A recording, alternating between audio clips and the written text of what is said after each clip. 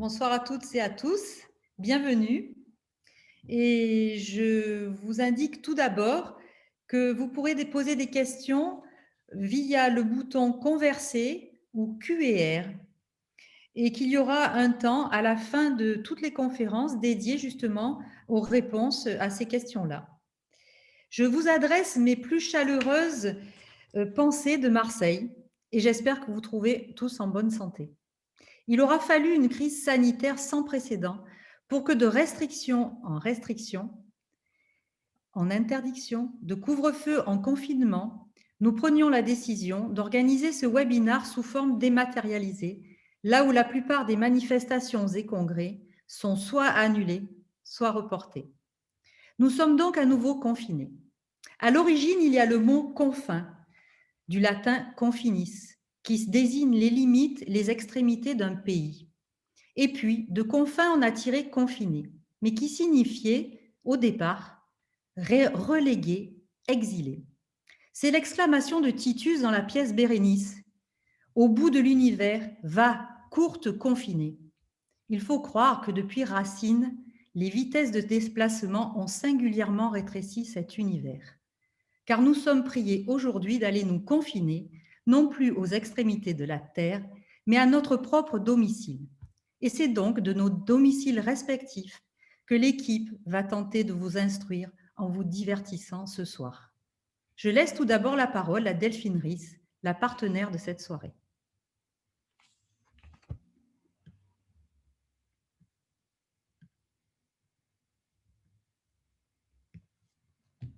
Donc, Julie, si vous voulez bien lancer la vidéo de Delphine.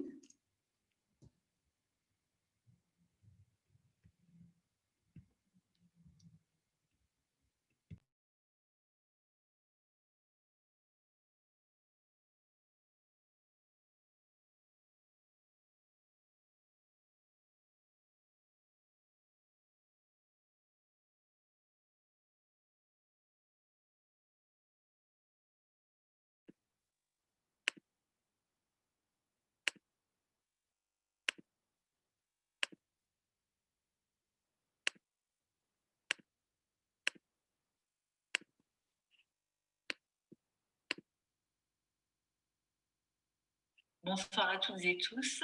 Ravie de partager ce moment virtuel avec vous, avec toute l'équipe de l'ASFPIO qui est 100% féminine à cette occasion. Moi, j'ai la chance de m'occuper des projets scientifiques universitaires pour Oral B depuis quelques années.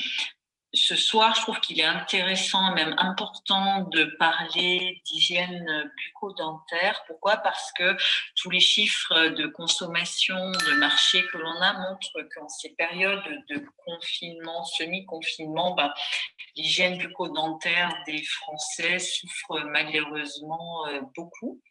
Et puis, on a l'habitude de vous montrer des innovations. Là, ce soir, j'ai la chance de vous montrer non pas une seule évolution, mais une véritable révolution dans l'hygiène bucco-dentaire. Donc, vous connaissez le brossage oscillo-rotatif électrique, petite tête ronde. Vous savez que c'est devenu un gold standard puisque de nombreuses études, incluant la Cochrane Collaboration, montrent qu'actuellement, c'est la seule technologie qui a démontré scientifiquement sa supériorité par rapport au brossage manuel, tout en garantissant un haut niveau de sûreté et une adhésion, une compliance forte des patients.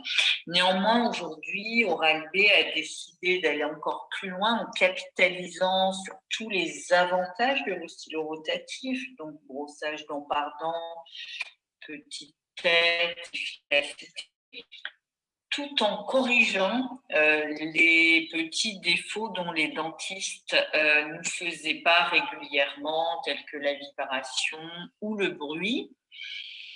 Donc, aujourd'hui, j'ai l'honneur de vous présenter cette nouvelle technologie AIO qui va permettre d'abord de potentialiser l'efficacité puisque tout le système de transmission a été remplacée par un système d'alimentation magnétique totalement linéaire à l'intérieur du manche qui permet d'éviter toute perte d'énergie latérale au niveau du manche et donc de concentrer toute l'énergie au niveau des filaments. Donc plus d'efficacité. Deuxième vecteur d'efficacité, c'est la tête de brosse avec un regroupement plus marqué des brins en faisceau et au sein de chaque brin, une gaine latérale qui entoure les brins centraux et cette gaine est un petit peu plus courte et vient empêcher que les brins centraux ne se courbent au cours du brossage et donc ne perdent en efficacité.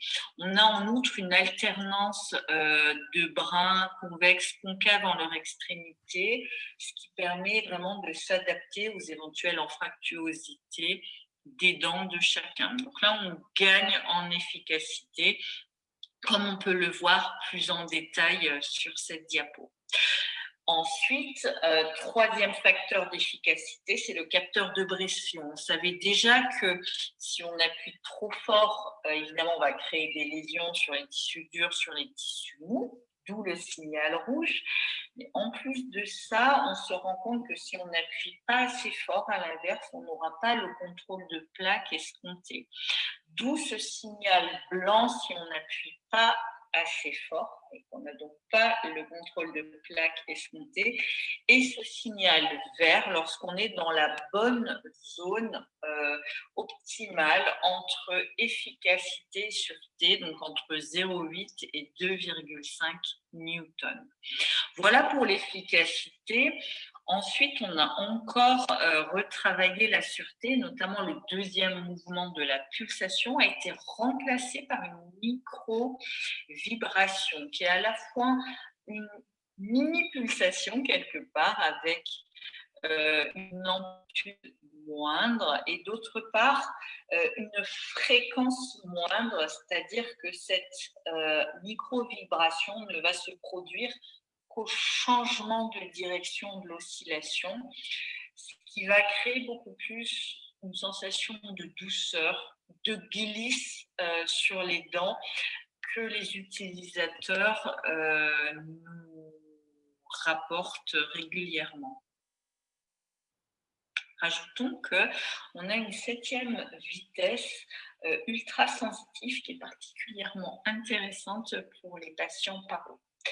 Troisième axe, c'est la compliance. Et là, on a une interactivité qui a été encore améliorée au niveau du manche, qui est à la fois plus ludique, plus diversifiée et colorée, qui va donc driver la compliance des patients.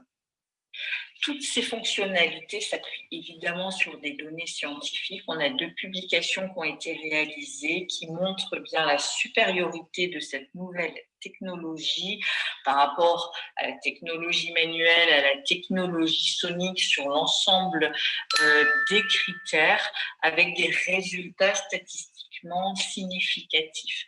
Parallèlement à ces innovations, on continue évidemment à travailler sur des sujets de prévention en tant qu'acteur majeur de la santé publique, notamment le groupe de réflexion Paromédecine, avec la publication récente des groupes des fiches sur les maladies digestives, sur la neuro et la pneumo. Donc que ce soit sur ces fiches, sur la nouveauté, sur les études, si vous avez des questions, n'hésitez pas soit à me contacter moi directement, votre délégué ou encore le numéro Indigo réservé aux professionnels. En tout cas, je vous remercie très sincèrement pour votre attention ce soir.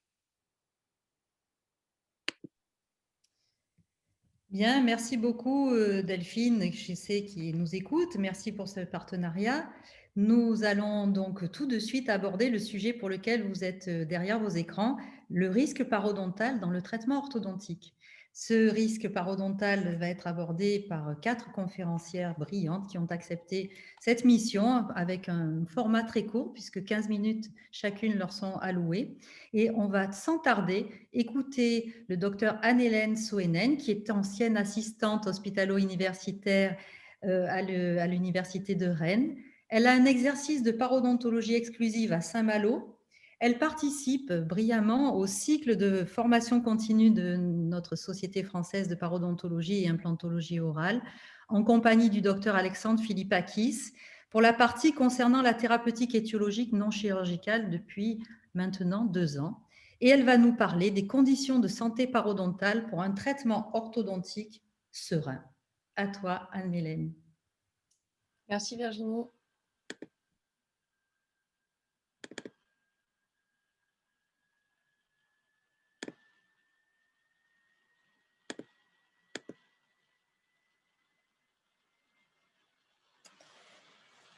Donc, chers consoeurs, chers confrères, c'est un vrai plaisir pour moi ce soir de venir échanger avec vous et de partager avec vous sur un terme aussi vaste et intéressant que sont les traitements orthodontiques et parodontaux.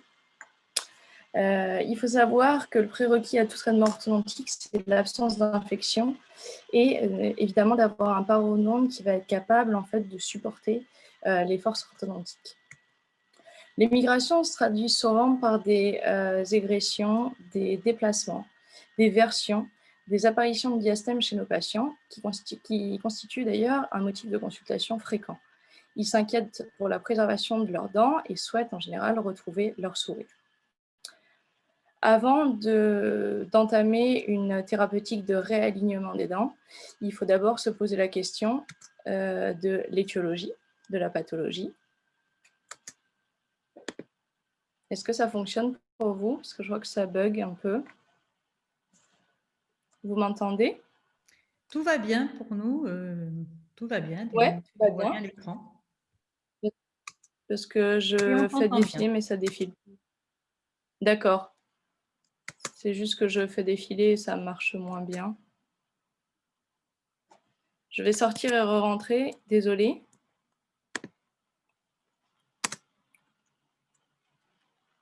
C'est reparti. Les différents cas qui se présentent au cabinet.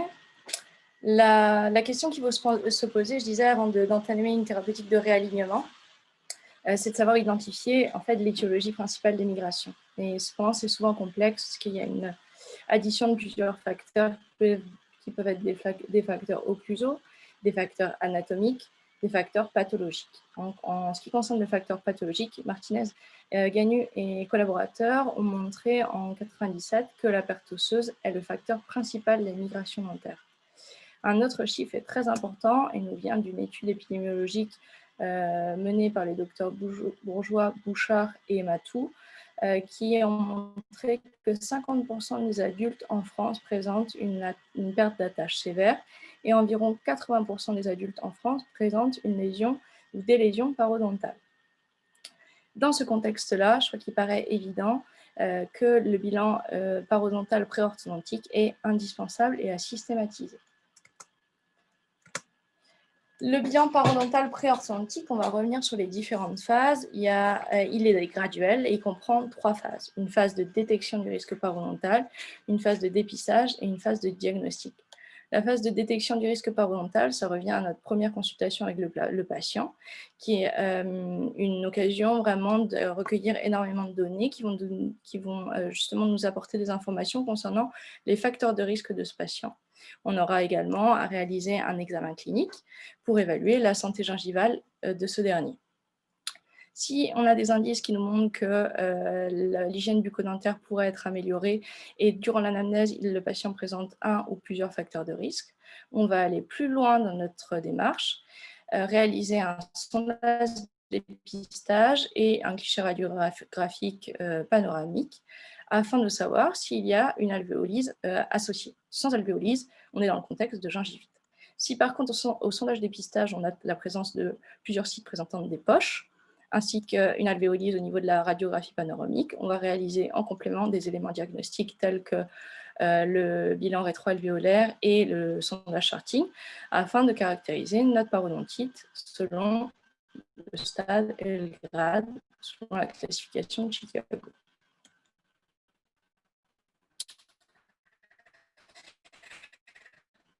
les flèches suivantes concernent la thérapeutique étiologique non chirurgicale et l'objectif évidemment est d'obtenir un parodonte sain et de pathologie parodontale.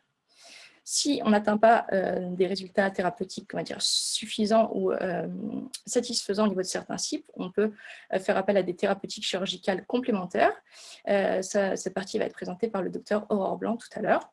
Deuxième examen qui est important, c'est l'évaluation de la quantité et de la qualité de la gencive attachée, en particulier en regard des dents qui vont être concernées par les mouvements d'expansion. Les techniques et on va dire les paramètres d'évaluation de la gencive attachée et les différentes techniques chirurgicales qui sont à notre disposition pour réaliser un renforcement parodontal sont présentés par les docteurs Darnaud et Fouque. Et enfin, on sera dans un contexte où on pourra débuter le traitement orthodontique. Dans la prise en charge étiologique non chirurgicale, un facteur important est la maîtrise de certains facteurs de risque. La réponse de l'hôte face à une dysbiose du microbiote oral repose sur des facteurs de risque qui peuvent être non modifiables, comme l'âge, le sexe, le caractère génétique. Les facteurs locaux, eux, qui peuvent être modifiables, quant à eux, sont tout ce qui est les soins qui concernent les pathologies à proprement dentaires, les soins restaurateurs, les soins endodontiques ou encore les soins prothétiques. Les maladies systémiques, quand stress, on va faire un peu le point sur la réponse de notre système, le niveau de réponse du système immunitaire. Et enfin, les 3 facteurs de risque sur lesquels on va revenir, le tabac, le diabète et l'hygiène bucco-dentaire. L'importance de connaître ces facteurs de risque, c'est de pouvoir les contrôler ou d'envisager en fait de les modifier afin d'améliorer le pronostic de nos traitements. Pour revenir sur le diabète est associé en fait à la 6e complication. Les maladies parodontales constituent la 6e complication du diabète.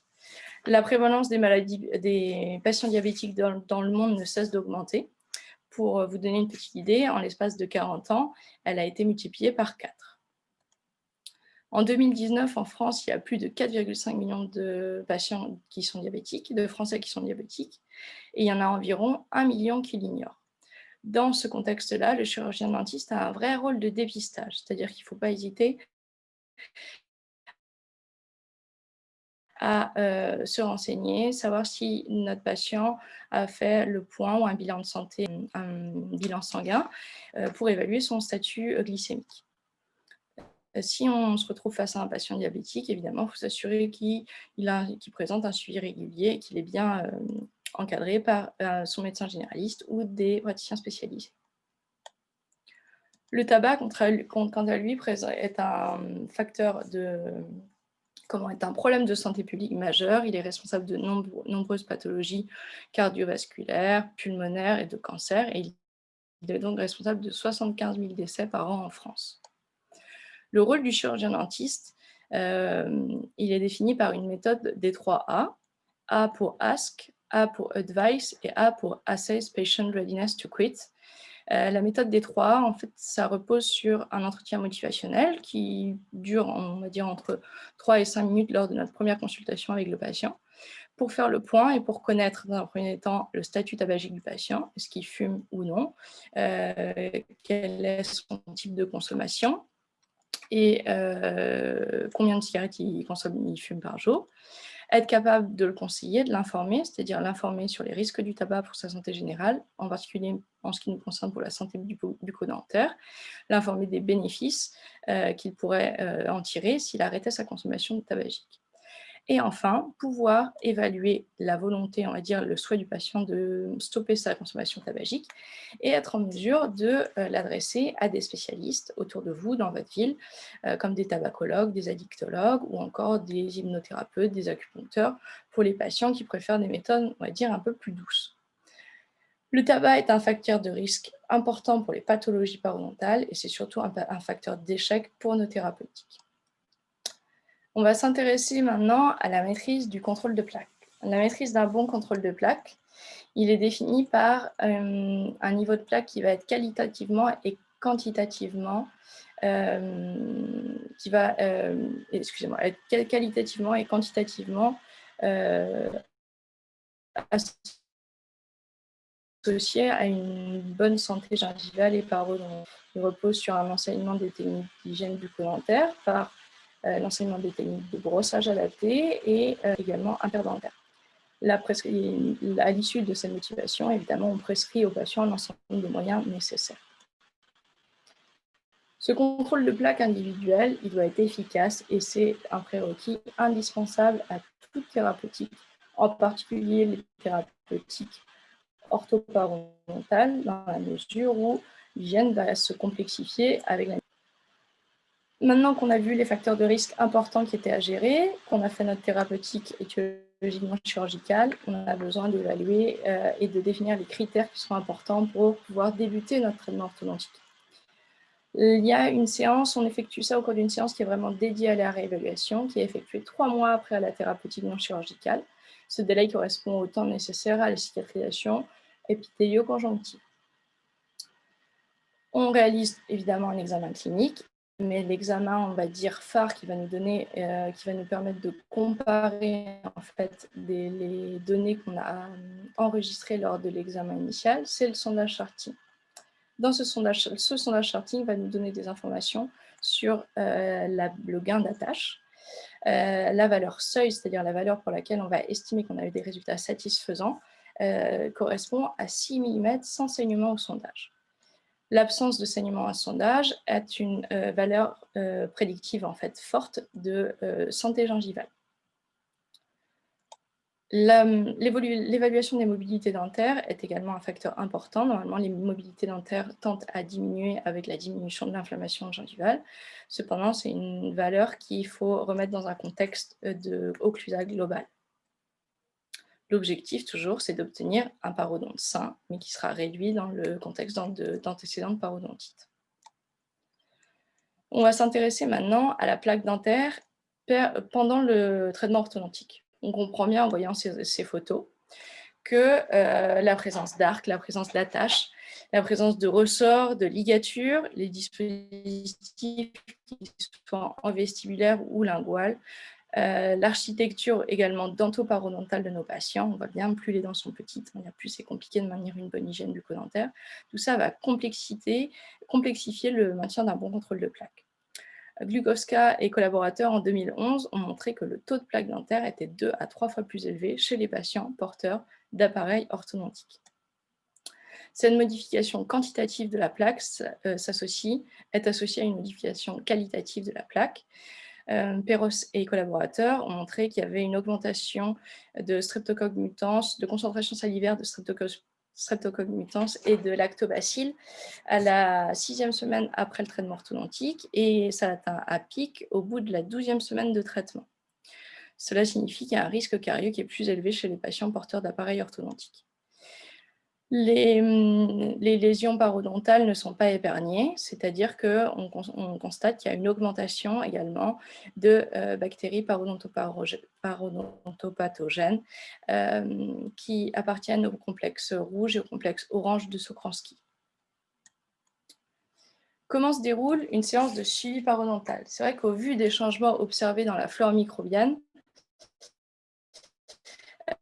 qui augmente le risque de lésions carieuses et de lésions parodontales. Il faut bien réévaluer et suivre en fait l'état bucco-dentaire et l'état parodontal de notre patient durant le traitement. La réévaluation, donc le déroulement d'une séance, j'ai envie de vous dire, ça se déroule un peu comme une séance de suivi parodontal classique, sauf qu'on va être doublement, on va dire, à cheval sur l'hygiène bucco-dentaire, sachant que les différents mouvements orthodontiques vont entraîner des modifications en termes d'espacement des dents, ce qui veut dire qu'il faut toujours réajuster les moyens de nettoyage interdentaire que le patient doit utiliser. Enfin, souvent, cette séance est synonyme de détartrage, surfaçage, polissage, afin de diminuer la charge bactérienne régulièrement.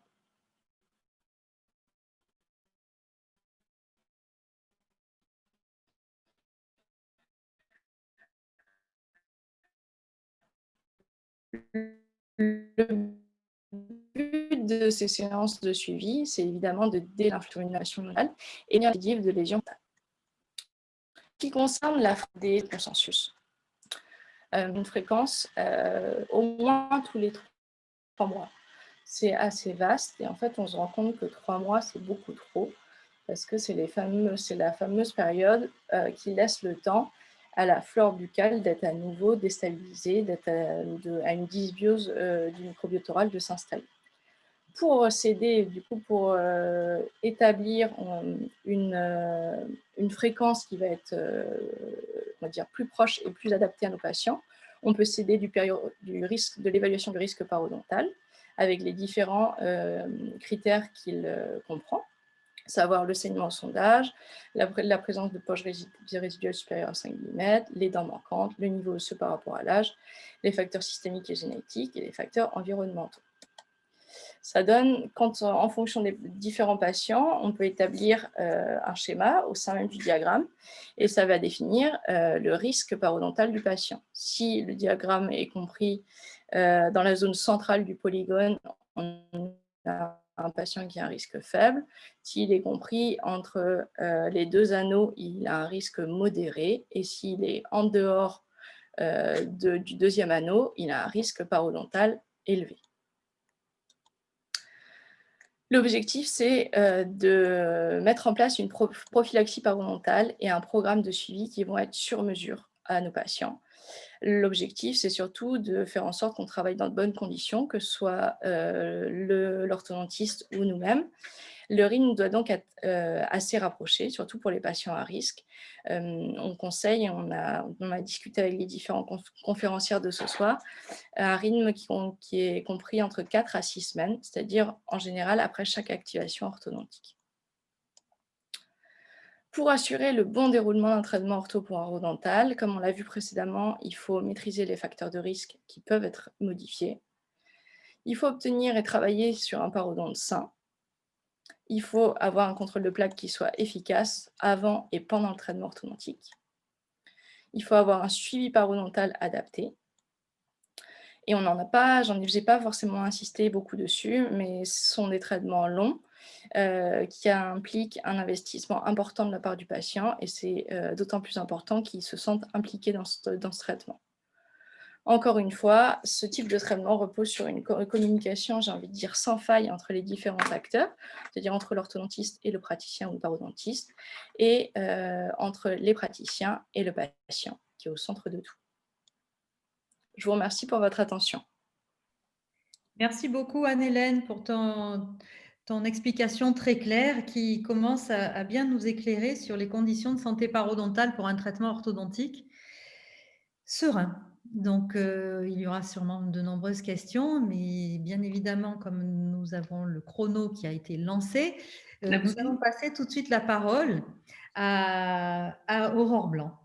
Aurore Blanc est elle aussi ancienne assistante hospitalo-universitaire. Elle a été ensuite attachée d'enseignement et tout ceci à l'Université de Paris. Elle a un exercice exclusif de la parodontologie et de l'implantologie à Paris avec Christelle Darnaud, la conférencière suivante. Elle est membre très active du bureau de la Société française de paro et c'est une amie aussi de longue date. Donc c'est à tous ces titres-là que je l'accueille avec plaisir et que nous allons l'écouter avec beaucoup d'attention sur un sujet qui concerne la collaboration orthoparo pour traiter les lésions intraosseuses avec un point d'interrogation puisqu'elle va nous dévoiler peut-être son avis sur la question sûrement. Je te laisse la parole. Bonjour, bonjour. Ben, écoute, d'abord merci les filles parce que c'était un plaisir que de se retrouver par ces temps de confinement et c'est une façon effectivement de communiquer à nouveau ensemble. Bravo Anne-Hélène parce que tu as réussi à être à la fois très précise et rapide et c'est super, c'était top. On sait tout maintenant sur la prévention, la prophylaxie, la maintenance. Alors ce soir, le sujet c'est effectivement la collaboration ortho-parodontale pour traiter les lésions intraosseuses. On va donc se situer dans un cadre qui est le patient adulte et on va s'intéresser aux parodontes profonds. Dans ce contexte, les objectifs du traitement d'orthodontie chez l'adulte vont prendre en considération différents facteurs. Esthétique, bien sûr, c'est souvent la première des demandes. un facteur occluso-fonctionnel, bien sûr, il faudra en tenir compte, et biomécanique, mais également les facteurs de risque parodontal et de risque liés au mouvement orthodontique. Ne pas oublier, alors, vous m'entendez ou pas? Voilà, ne pas oublier qu'au cours d'un déplacement orthodontique, c'est l'action d'une force qui s'exerce sur la dent, qui va être à l'origine d'un moment, c'est-à-dire le produit de l'intensité de cette force, par la distance qui sépare le point d'application vers le centre de rotation. Et cet ensemble va permettre le déplacement de la dent. Chez l'adulte, il y a des particularités, on n'est plus en croissance, hein, ça c'est sûr. L'activité cellulaire est réduite, ça c'est certain. Cependant, les dents qui vont être déplacées au sein des bases osseuses squelettiques qui vont continuer d'évoluer tout au long de la vie, ce qui va obliger les dents à se redistribuer parfois au sein du couloir osseux. Au niveau du ligament parodontal, quand on a une maladie parodontale, le support se réduit, on a une perte d'ancrage, une perte d'attache, une perte osseuse, et donc l'espace desmodontal aussi se réduit. La conséquence, c'est une migration apicale, un déplacement apical du centre de rotation. Ça veut dire en fait que pour une force d'intensité égale, le moment sera beaucoup plus élevé sur une dent au sein d'un parodonte réduit comparé à une dent dans un parodonte intègre et normal. C'est une des raisons pour lesquelles le deuxième aspect fondamental du traitement adulte et les maladies parodontales, c'est l'utilisation, le recours à des forces légères et des mouvements qui sont doux et continus. Voilà pour l'introduction. À la fin de cette présentation, vous êtes censé savoir qu'est-ce qu'apporte l'orthodontie pour le terrain parodontal, quel est l'apport de la parodontie pour l'orthodontie et comment évolue le traitement des lésions intraosseuses grâce à ces deux spécialités complémentaires. Est-il possible de déplacer une dent vers une lésion intraosseuse? Vous savez que les lésions intraosseuses sont définies en fonction du nombre de parois résiduelles. 1, 2, 3 parois résiduelles, voire même des lésions combinées. 1, 2 et apicalement 3 parois résiduelles. Ça veut dire quoi? Ça veut dire que le potentiel de réparation, que ce soit spontané ou lors de la cicatrisation de ce type de lésion, va dépendre de la morphologie de la lésion initiale. Plus il y a de nombre de parois, mieux c'est.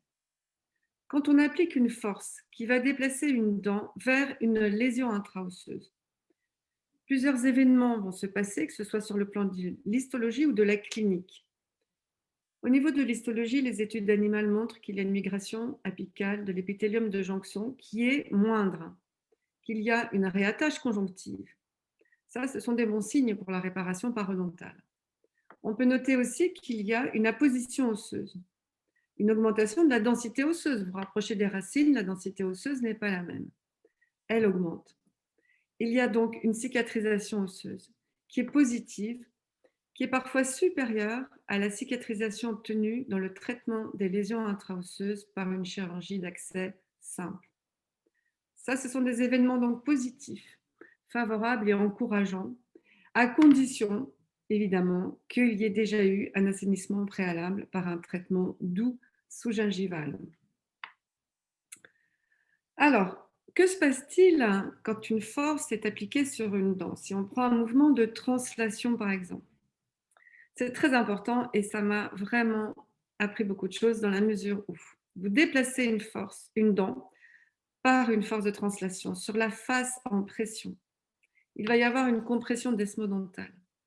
En fait, c'est le desmodonte qui va être la pierre angulaire de toutes les réactions, résorption, apposition liées au déplacement dentaire provoqué. En effet, cet espace desmodontal va être comprimé, il va y avoir une compression vasculaire, se forme une zone de hyalinisation et une zone nécrotique. Et pendant ce moment, il y aura arrêt du mouvement. Cette zone nécrotique ou hyalinisation peut durer jusqu'à 40 jours maximal. En fait, le ligament parodontal n'est pas content. Son espace, sa largeur académique, biologique est comprimée. Libération donc par la vascularisation et à partir de celle-ci de chémomédiateurs pro-inflammatoires qui vont donc induire une résorption au niveau de la paroi endostée avant le phénomène d'inversion et d'apposition. Plus la force est importante, plus cette phase de hyalinisation dure longtemps. Et bien sûr, il va se passer également des événements au niveau de la face en tension, c'est-à-dire que le ligament parodontal, cette fois-ci, est élargi. Ce n'est pas habituel pour lui. Il a besoin de retrouver cette constance, c'est-à-dire son homéostasie, puisque sa fonction est de tenir la dent. Et donc, il va y avoir un mouvement différent, c'est-à-dire un mouvement d'apposition, avant qu'il y ait résorption au niveau de la face endostée de la paroi alvéolaire. Et à ce moment-là, le mouvement va pouvoir reprendre.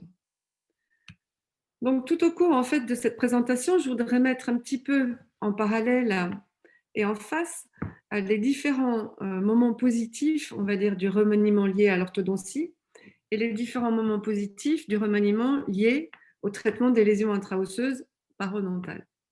Voici tout d'abord une patiente que certains pourront reconnaître, puisque l'orthodontie a été réalisée par Marie-Pierre Sage, qui n'est pas une patiente qui a une grosse maladie parodontale. Elle a simplement une demande d'esthétique afin de corriger le surplomb, la supra. Elle a une canine incluse. Et puis, en fait, le traitement commence, elle s'absente, elle perd la 16, elle perd la 26. Est à noter également un inversé d'articulé du côté gauche qui devra être corrigé. Commence donc un traitement d'orthodontie après un assainissement non chirurgical préalable avec un arc continu. Et voici une phase intermédiaire où le traitement avançant, on a pu rétablir donc une fonction du côté droite grâce entre autres au remplacement de la canine qui avait été extraite par un implant et une couronne implantoportée et un implant en position de la 16. L'arc devient séquentiel, des mini-vis sont en place au niveau de la 26-27 parce qu'un des objectifs du traitement n'est pas seulement que de restaurer l'esthétique, mais également de profiter du mouvement de la migration mésiale lors du redressement des 7 et 8 en place des 6 et 7. Donc, on s'aperçoit qu'il y a des lésions intraosseuses liées à la mésioversion entre des molaires qui sont relativement profondes, mais dans le cadre des valeurs seuil édictées par le FP cette année, on est quand même en deçà avec des profondeurs de poche de 6 mm et surtout un indice d'inflammation qui ne dépasse pas 20%. Voici le résultat donc en fin de traitement, acceptable, une esthétique améliorée et une fonction stable dans un contexte occlusal favorable et satisfaisant. Voici les améliorations donc avant et après traitement d'orthodontie. On voit qu'il y a déjà un réaménagement de l'alvéole en mésiale de la 27 et on voit qu'il y a une cicatrisation lors de la fin du traitement d'orthodontie. En bas, la version mésiale a été corrigée, le contact rétabli entre 35 et 36 avec une apposition osseuse. Donc, dans ce contexte, le traitement était un traitement de prévention et d'interception et avec une apposition osseuse permettant donc une stabilisation parodontale. L'éternelle question, c'est quand peut-on commencer? Alors, bien sûr, après un traitement chirurgical, c'est une habitude qui est très courante. La valeur seuil, c'est celle qu'on a indiquée, inférieure à 6 mm, indice d'inflammation inférieur à 20% et un bon contrôle de plaque. Vous pouvez commencer très vite le traitement d'orthodontie après un traitement étiologique et sa réévaluation. Ce n'est pas toujours le cas. Lorsque les poches, la profondeur des poches dépasse 6 mm avec un indice d'inflammation qui peut être plus élevé, un traitement d'assainissement parodontal plus profond est indiqué. Le débat qui a été longtemps institué, quand peut-on commencer? Aujourd'hui, je dois vous dire que la littérature converge pour qu'après un traitement, on va dire, d'accès et d'assainissement classique, celui de traitement orthodontie peut se mettre en place 10 jours post-opératoire. L'idée, c'est aussi de profiter de l'activation de la cicatrisation, de l'activité cellulaire qui se met en place au cours de la cicatrisation pour favoriser le mouvement d'orthodontie et assurer celui-ci dans un développement environnemental favorable. Alors, je voudrais vous présenter cette patiente qui a effectivement une parodontite relativement sévère et qui présente une lésion intraosseuse en distale de la 34 qui a été traitée à l'époque par une membrane. Traitement initial, réévaluation, traitement chirurgical, membrane, orthodontie.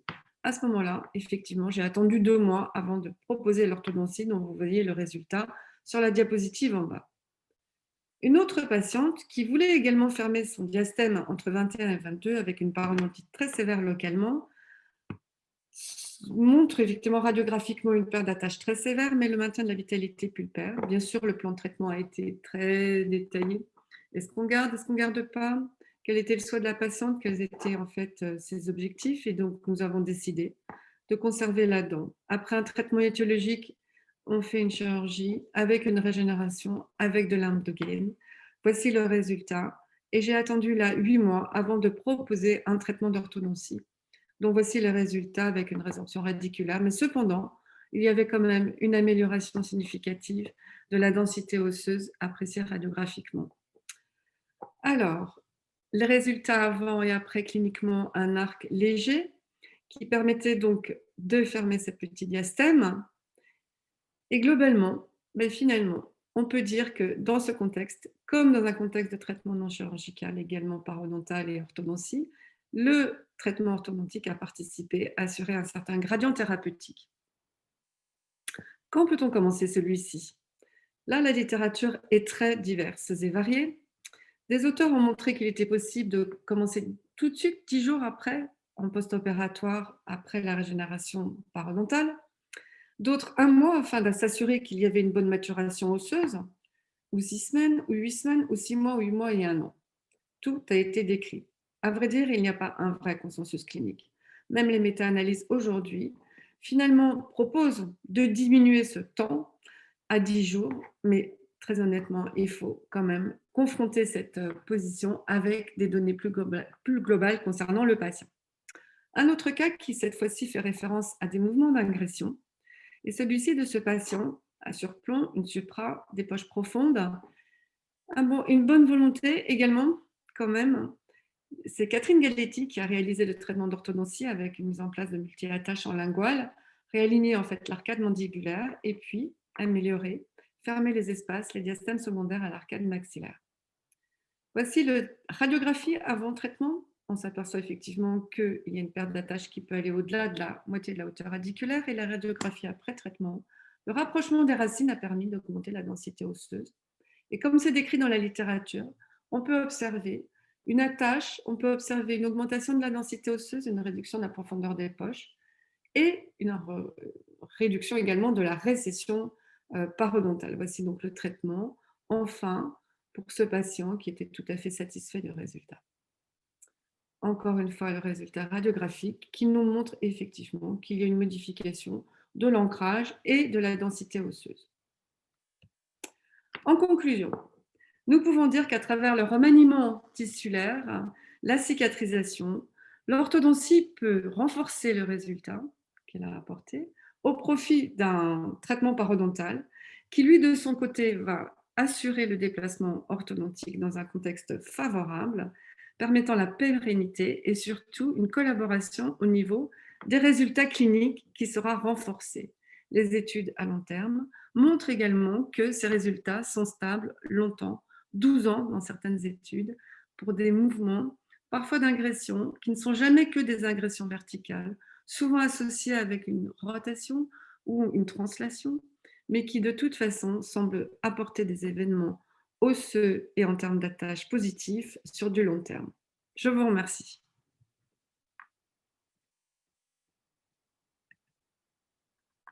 Je voudrais associer bien sûr mon Y dans cette assemblée de X, qui est Charles Michaud, qui est responsable donc de ce dernier numéro Orthoparo en coordination avec moi-même. Et voilà.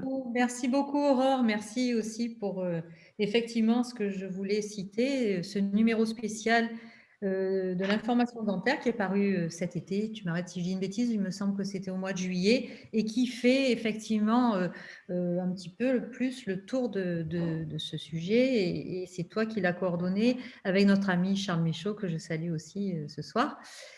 Eh bien, merci pour ces magnifiques cas cliniques que tu traites en collaboration avec des orthodontistes.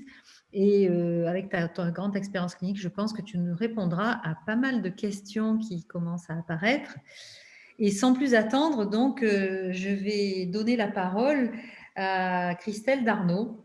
Christelle Darnaud, elle est issue du programme européen de spécialisation en parodontologie et implantologie de l'Université de Paris. Elle est aussi ancienne assistante en parodontologie à l'Université de Paris et en cours de finalisation d'une thèse de recherche. Elle exerce une pratique privée au cabinet 26K à Paris et il me semble que, bien évidemment, vous partagez les mêmes locaux puisque j'ai vu aussi qu'Aurore était au 26K à Paris. Je salue d'ailleurs aussi mes camarades Franck Renoir et Sophia Roca avec qui vous collaborez. Donc Christelle Darnaud a accepté de nous parler d'un sujet qu'elle avait déjà abordé en partie dans ce numéro spécial de l'info dentaire à la demande d'Aurore et de Charles, et que je trouve vraiment très intéressant puisque ce sont les facteurs de risque purement parodontaux quand indiquer la chirurgie plastique parodontale en orthodontie. Donc, on essaie de faire le point pour répondre à nos amis et nos collègues orthodontistes et aussi à nos consoeurs et confrères qui exercent la dentisterie générale et la parodontologie, puisque ces problèmes de timing, vous voyez qu'Aurore vous en a parlé, ne font pas consensus toujours. Et c'est vraiment des avis d'experts qu'on veut partager avec vous. Donc, Christelle, je te laisse tout de suite la parole pour nous dire tout ce que tu penses de ces facteurs de risque. Merci. Merci beaucoup Virginie et bienvenue à toutes celles et ceux qui se sont connectés avec nous ce soir. Je suis très heureuse de partager avec vous ces quelques réflexions sur le choix thérapeutique entre la chirurgie plastique et les traitements orthodontiques, puisque à la fin de cette présentation, j'espère que vous saurez et j'aimerais bien vous transmettre en fait la façon de décider à quel moment vous avez besoin d'intervenir sur le parodonte lorsqu'un traitement orthodontique va être envisagé chez nos patients. Vous comprendrez aussi l'étroite collaboration et l'importance qui est essentielle et capitale lorsqu'on travaille avec des orthodontistes en tant que parodontiste, bien entendu. Donc les relations qui existent entre le parodonte et la thérapeutique orthodontique sont forcément extrêmement étroites puisque l'orthodontie va repositionner la dent dans son enveloppe osseuse, ce qui va forcément avoir des conséquences sur le parodonte et son épaisseur. Donc le risque majeur qui existe lorsqu'un traitement orthodontique est mis en place, c'est l'affaiblissement du complexe mucogingival. Donc principalement ce risque est lié schématiquement à deux situations. La première concerne l'ensemble en fait, des mouvements orthodontiques qui vont engendrer un déplacement de la racine en dehors de l'enveloppe osseuse, souvent vers le vestibule, et ainsi ils peuvent aboutir en fait, à l'amincissement de cette corticale. Et donc, on peut le voir par exemple sur ce scanner, une toute petite rupture ou un petit peu plus grande rupture de la corticale vestibulaire liée au déplacement en fait, de la racine de la prémolaire maxillaire. Schématiquement, nous avons deux grands groupes en fait, de mouvements orthodontiques qui sont à risque pour le parodonte. Le premier est l'expansion maxillaire avec un déplacement de la racine vers le vestibule, puisque l'expansion maxillaire initialement a pour objectif d'avoir des effets seulement squelettiques, mais on se rend bien compte qu'il y a toujours un ratio entre les effets squelettiques et les effets alvéolaires lors de l'expansion maxillaire. C'est tout l'enjeu justement des nouvelles techniques en fait, d'expansion maxillaire rapide qui vont être assistées chirurgicalement pour essayer de compenser en fait, le ratio entre ces effets squelettiques et ces effets alvéolaires. Le deuxième type de mouvement et de grands mouvements en fait, orthodontiques sur lesquels il faut être vigilant, ce sont les mouvements type translation ou torque qui vont être mis en place grâce à la torsion en fait, d'un fil carré au niveau du bracket par l'orthodontiste et qui vont pouvoir en fait parfois, évidemment pas tout le temps, mais avoir un déplacement un tout petit peu dangereux pour l'affaiblissement de ce complexe mucogingival. Une autre situation, et c'est la deuxième qui est quand même assez importante et qui est prouvée, c'est lorsque vous avez un appareil orthodontique dans la bouche, effectivement, le niveau en fait, de contrôle de plaque est un petit peu plus difficile et donc légèrement, tranquillement s'installe en fait une inflammation, même si elle est discrète, comme on le voit là sur cette image, au niveau de la gencive libre, mais elle va s'installer et donc cette inflammation est une situation à risque aussi pour le parodonte et aussi pour l'aggravation d'une situation parodontale qui peut être aussi faible. Puisque la majeure partie des affaiblissements du complexe mucogingival lors des traitements ODF vient aussi de la situation parodontale initiale. Puisque vous voyez bien sur cette image de parodonte plutôt épais avec une paire d'attaches, un appareil orthodontique installé, il y a peu d'inflammation, même si on peut constater quand même que l'hygiène est perfectible. Et donc, l'orthodontie va plutôt bien se dérouler parce que le parodonte est plutôt épais et il va bien supporter le traitement orthodontique. Donc, globalement, il faut aussi étudier la situation parodontale initiale. Et les situations initiales à risque sont principalement les phénotypes parodontal fins, qui représente un vrai risque, puisque l'enveloppe osseuse va être plus étroite et les mouvements possibles au niveau orthodontique vont être plus étroits dans la mesure où ce parodonte et ce phénotype fin est un petit peu plus réduit. Souvent associé à cette situation, nous avons bien entendu les récessions gingivales préexistantes, comme on peut le voir aussi sur cette image. Cela dit, n'oubliez pas que pour diagnostiquer un phénotype parodontal fin, vous pouvez aussi le faire grâce à votre sonde parodontale par rapport à sa transparence. C'est une des situations qui est possible en fait de diagnostic et qui est plutôt simple lorsque vous recevez un patient dans votre cabinet avant un traitement orthodontique. Donc, comme je le disais juste avant, la récession gingivale préexistante à l'orthodontie va être aussi une situation parodontale initiale à risque pour l'orthodontie. Donc, vous savez tous que la récession gingivale est une migration apicale de la gencive, causée par différentes origines, bien entendu, mais qui est corrélée, bien sûr, à une perte d'attache, la plupart du temps. Et donc, cette situation sera aussi à risque pour les mouvements orthodontiques, surtout lorsqu'ils sont couplés à des mouvements orthodontiques à risque. Il existe évidemment de nombreux autres risques à prendre en considération lorsque vous recevez votre patient avant un traitement orthodontique, notamment les parafonctions avec des pulsions linguales par exemple, ou une vestibulopposition des incisives, un inversé d'articulé, ou par exemple une béance aussi, ou aussi l'âge qui correspond à la maturation tissulaire de vos patients. Et donc, s'ils sont trop jeunes, en fait, cette maturation tissulaire n'existera pas. Et donc, il y existe encore un potentiel de cicatrisation de ce parodonte un tout petit peu encore immature. Il existe de nombreux autres facteurs à prendre en considération lors de la consultation parodontale pré-orthodontique. Et donc, dans cette histoire, nous avons classé un petit peu les choses en facteurs favorables et défavorables, ce qui permet d'y voir un petit peu plus clair lors de l'examen clinique.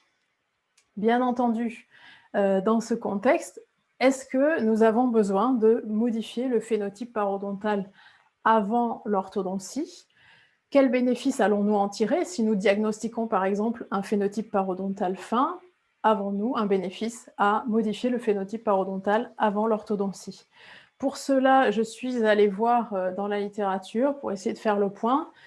J'ai sélectionné peu d'études, évidemment, avec cette grande conférence de consensus en 2017 qui nous conseille simplement de nous référer à notre sens clinique et d'analyser le cas clinique avant l'orthodontie, mais ne nous donne pas de conseils très clairs. Et récemment, une revue de littérature et une méta-analyse, mais sur la partie mucogingivale, ils n'ont pas pu faire de méta-analyse, puisque seulement 2 études ont été sélectionnées, 2 études très anciennes, qui ont utilisé des greffes épithélio-conjonctives avant l'orthodontie et qui ont regardé si ça modifie un petit peu le risque ou pas d'affaiblissement du parodonte après l'orthodontie. Et la réponse était, il n'y a pas de bénéfice. Donc aujourd'hui, nous ne pouvons pas dire que modifier le phénotype parodontal avant l'orthodontie est un haut niveau de preuve, en tout cas dans la littérature, et il vaut mieux faire appel à notre sens clinique pour prendre cette décision. Cela dit, vous savez quand même comme moi qu'il existe aujourd'hui des techniques actuelles qui sont efficaces et qu'on peut utiliser dans beaucoup de situations. Donc, pourquoi ne pas réaliser ces techniques de chirurgie plastique après l'orthodontie? Donc, on va voir maintenant quelle est l'efficacité de ces techniques et surtout dans quelle situation. Donc, aujourd'hui, les résultats dépendent du type de récession, donc avec la classification qui a été bien établie en 2017 et qui est issue en fait, qui a repris la classification établie en 2011 par le groupe de Francesco Cairo. Et donc, pour revenir à cette classification, sachez qu'en récession de type 1, avec les techniques actuelles, vous pouvez obtenir 100% de recouvrement radiculaire. Donc, c'est plutôt une très, très bonne chose. Et si vous avez une récession de type 2, sachez que vous pouvez quand même obtenir un 100%, mais qu'il est quand même moins prévisible que pour une RT1. Pour les RT3, vous n'obtiendrez pas de recouvrement total, mais ça ne veut pas dire que vous ne pouvez pas faire de greffe, bien évidemment, lorsque vous avez une situation clinique de type RT3. Pour analyser une récession gingivale avant une chirurgie plastique, la classification est importante, mais ce ne sont pas les seuls critères à prendre en considération, évidemment, pour choisir telle ou telle technique. Puisque aujourd'hui, les techniques sont très efficaces, puisque nous avons deux grands groupes en fait, de techniques. La première constitue le groupe du lambeau positionné coronairement avec greffon conjonctif, qui a beaucoup été étudié sur les récessions de type 1, anciennement Miller classe 1 et 2, avec un pourcentage de recouvrement supérieur à 90%. Et la deuxième grand groupe de techniques, ce sont les techniques du tunnel modifié avec greffon conjonctif, qui, elle, a été plus étudiée sur les récessions de type 2, anciennement Miller classe 3, avec un pourcentage de recouvrement moyen supérieur à 80%. Donc ces techniques sont efficaces. Nous n'avons pas, dans la littérature, si vous voulez, de preuves scientifiques établies comme quoi il faut absolument intervenir avant. Donc maintenant, je vais vous montrer des cas cliniques que j'ai réalisés. Certains, je suis intervenue avant et d'autres après. Et je vais vous détailler un petit peu quels ont été mes critères de choix pour choisir d'intervenir avant ou après l'orthodontie. Donc le premier cas clinique est celui-ci. Donc, vous voyez ici que je me suis entretenue avec l'orthodontiste qui a prévu un mouvement d'expansion maxillaire avec un déplacement des racines un tout petit peu vers le vestibule. Donc, c'est un mouvement à risque. Le phénotype de cette patiente est un phénotype parodontal fin. La récession, il y a de nombreuses récessions préexistantes à l'orthodontie. Et nous voyons qu'il y a une hauteur et une épaisseur de tissu kératinisé insuffisante à certains endroits, évidemment. Donc, j'ai choisi d'intervenir avant par une technique de tunnel modifié associée à un greffon conjonctif. Donc, la situation avant orthodontie ne change pas le mouvement, évidemment, orthodontique, mais il pourra se faire dans des conditions un petit peu plus sereines, puisque le phénotype parodontal est quand même moins fin après la chirurgie plastique.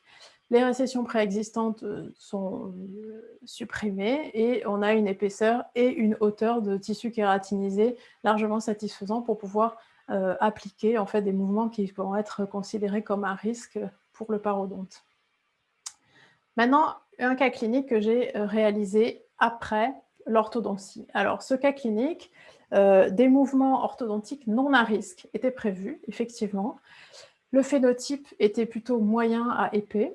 Et la hauteur, vous allez voir, de tissu kératinisé était suffisante, c'est-à-dire n'était pas trop fine, elle était supérieure à 1 ou 2 mm. Donc j'ai préféré réaliser l'orthodontie, la chirurgie plastique après, puisque après l'orthodontie, vous voyez bien que de nombreuses petites récessions de type RT1 sont apparues, liées à la position des incisives centrales et latérales aussi. Donc, j'ai appliqué une technique de tunnel modifiée associée à un greffon conjonctif et donc on s'aperçoit que les récessions de type 1 ont pu être traitées facilement avec une position de la gencive marginale tout à fait correcte.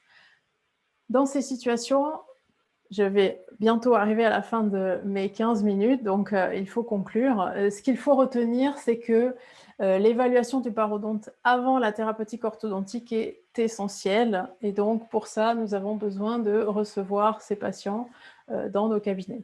La deuxième chose, c'est qu'effectivement, intervenir sur le parodonte avant l'orthodontie nécessite quand même des critères assez nombreux, mais judicieux, c'est-à-dire que les principaux vont être les phénotypes parodontales fins, les récessions gingivales préexistantes associées à des facteurs, par exemple, orthodontiques à risque. Avoir confiance aussi, il faut bien imaginer que toutes les techniques qui existent aujourd'hui nous donnent des recouvrements et des pourcentages de recouvrement très intéressants, et donc nous pouvons aussi traiter les récessions après l'orthodontie. Vous avez vu tous ces critères. Donc, tous ces critères sont à prendre en considération lors de la consultation pré-orthodontique. Donc, on les a classés dans un tableau un tout petit peu plus ordonné, on va dire, qui a été publié donc, dans l'article qui est paru en juillet, dans l'information dentaire, coécrit avec Dr Aroca et Dr Blanc, et que vous pourrez retrouver en scannant ce QR code. Vous aurez le lien pour accéder à l'article et pouvoir vous servir aussi de ce tableau lors de vos consultations pré-orthodontiques pour décider si vous interviendrez avant ou après l'orthodontie.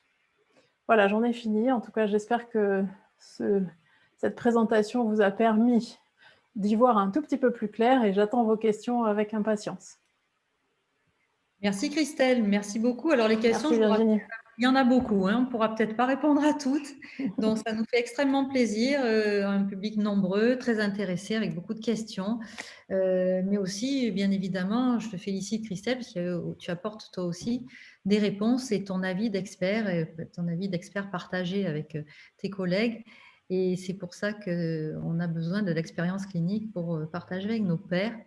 C'est ce que je souhaitais et ce que nous souhaitions. Et donc, je t'en remercie vivement avec tes cas cliniques et tu auras sûrement des questions. Donc, nous allons, je vous félicite aussi, les 3 précédentes conférencières qui avaient tenu le timing. Donc, nous allons tout de suite passer à la dernière conférence. Caroline Fouque a organisé aussi avec moi ce webinaire, puisque nous sommes toutes les deux responsables des cycles de parodontologie de la Société française de paro et implantologie orale. Elle est, elle aussi, ancienne assistante hospitalo-universitaire en paro. Alors, je vous promets, ce n'était pas le critère de choix, mais c'est quand on a fait les CV qu'on s'en est aperçu, en fait. Ça prouve peut-être quelque chose. En tout cas, Caroline, ça a été mon assistante hospitalo-universitaire à Marseille. J'en suis très fière. Et bien évidemment, c'est une amie de longue date depuis. Elle est actuellement la secrétaire générale de la Société française de paro et implantologie orale. Elle a un exercice exclusif de parodontologie et implantologie orale à Marseille. Elle a accepté, elle aussi, et bien évidemment avec beaucoup d'enthousiasme, de nous parler justement de chirurgie plastique parodontale. Quelle technique pour assurer la santé parodontale, bien évidemment, au cours du traitement orthodontique. Cela va de soi. Caroline, je te laisse la parole tout de suite. Merci. Merci, bonsoir à tous. Écoutez, j'étais ravie de participer à ce groupe parce qu'en amont, on a passé une soirée de travail notamment fort agréable, puis ça nous a permis de mieux nous connaître. Mais j'ai hâte de vous retrouver en vrai et il se trouve que le prochain cycle de paro se déroule le 21 janvier au lendemain du déconfinement et j'espère qu'on pourra fêter ça voilà, en étant le plus grand nombre possible. Alors, vraiment, mon sujet va se fondre dans celui de Christelle et en prendre la suite, puisqu'il s'agit de rebondir sur ces fameuses récessions gingivales et de voir quelles techniques on peut leur proposer. Sachant que, bien évidemment, parfois, nous allons décider, comme tu le disais, d'intervenir avant le traitement orthodontique.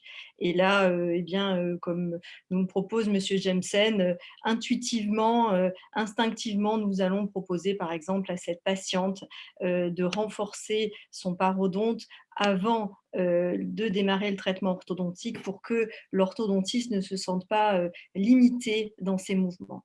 Et puis, par moment, nous allons aussi devoir intervenir au cours des traitements orthodontiques, notamment dans cette région entéromandibulaire. Quand une récession apparaît, elle peut être vraiment douloureuse et justifier l'interruption du traitement orthodontique et la réalisation d'une greffe. Et puis, bien sûr, classiquement, nous sommes amenés régulièrement à traiter en fin de traitement orthodontique. On le sait, le traitement orthodontique consomme un petit peu du parodonte, entre guillemets, et donc c'est soit pour renforcer le complexe mucogingival, soit pour recouvrir des récessions qui auraient pu apparaître ou un petit peu s'aggraver ou qu'on aurait choisi finalement de traiter qu'en fin de traitement orthodontique, comme ceci. Alors, s'il y a bien une indication pour laquelle on n'intervient pas en pré-orthodontie, c'est dans les cas du syndrome du fil. On constate ici qu'à la fin du traitement orthodontique, les incisives, à cause de ce fil de contention, ont subi un mouvement de torque radiculo-vestibulaire, la 42 encore plus que la 41. Et c'est déjà difficile, cette région entéromandibulaire, c'est certainement la région la plus difficile à traiter, comme le disait Sophia Roca. Du fait des tensions musculaires, de la faible hauteur de vestibule. Et donc, lorsque les dents sont trop sorties de ce couloir osseux, on a d'abord intérêt à repositionner les dents, et c'est ce qui a été fait par le docteur Farid Mazari à Marseille, par l'application d'un torque radiculo-lingual afin de remettre les dents dans le couloir osseux. Et à ce moment-là, on est face à des récessions qui redeviennent minimes. On peut même se poser la question de la nécessité d'un traitement dans ce cas. Mais pour autant, très souvent, lorsqu'on est face à un parodonte fin, bien que le dernier consensus, est ce que tu nous dis, Christelle, n'ose pas avancer vraiment de vérité sur le sujet, moi je suis quand même assez d'accord avec le docteur Pini-Prato, pour qui j'ai une immense admiration, sur le fait que dès qu'on a un parodonte fin, avant un traitement orthodontique, il est fortement recommandé de renforcer ce parodonte, même s'il n'y a pas de récession gingivale. Et voyez ce cas, on a déjà des récessions sur 2 incisives. Elles ne mesurent qu'1 millimètre, mais le parodonte est très fin.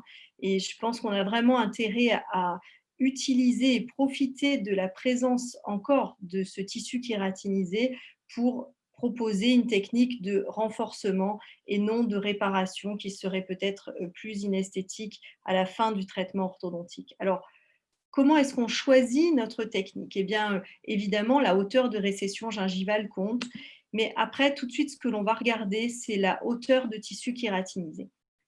Il faut qu'il y ait au moins 1 millimètre de tissu kératinisé pour qu'on puisse espérer déplacer ce tissu. C'est le cas ici pour notre patiente. On regarde ensuite, on évalue l'épaisseur de ce tissu. Et il se trouve que là, on est à moins d'1 millimètre, où on devine les racines par transparence. Il s'agit d'un parodonte très fin, très festonné. Et donc, il va falloir absolument le renforcer. On ne va pas se contenter de recouvrir ces récessions, on va aussi renforcer le parodonte.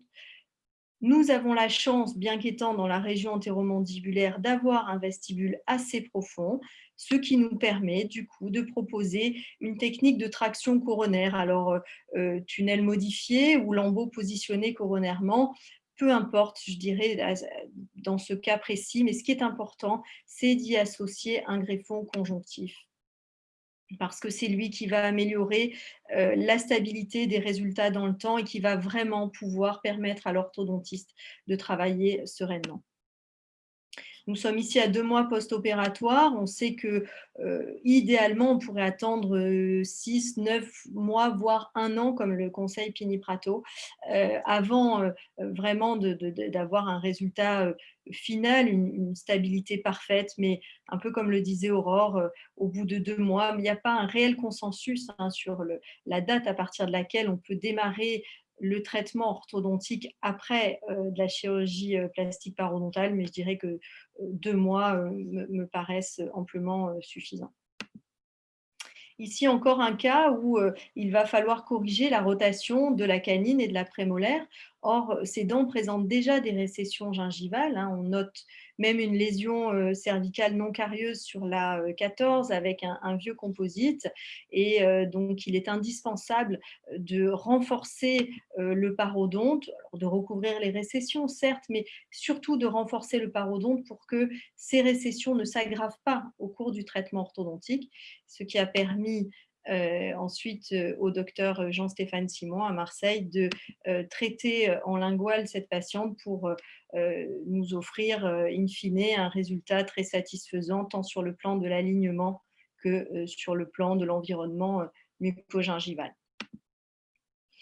Alors, parfois, et ça nous fait moins plaisir, nous sommes obligés d'opérer et d'intervenir au cours du traitement orthodontique. Ici, c'était le cas d'une patiente pour laquelle je n'avais aucun projet mucogingival, je vous assure, mais elle avait été traitée pour une parodontite, elle venait en maintenance régulière, et un traitement orthodontique avait été décidé pour fermer le diastème qui existait, hein, mais qui s'est aggravé avec la parodontite. Et puis, elle présentait par ailleurs une dysharmonie dento-dentaire.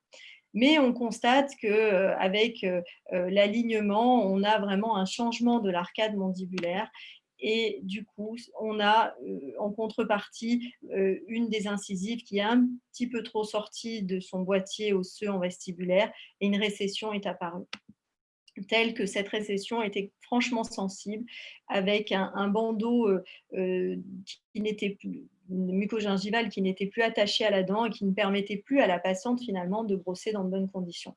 Donc, nous avons décidé d'interrompre ce traitement pour greffer. Alors, quel type de greffe? Toujours le même cheminement, la hauteur de la récession gingivale, certes, mais surtout, avons-nous du tissu kératinisé? Alors, il se trouve qu'ici, on en a encore un petit millimètre, mais il n'est pas...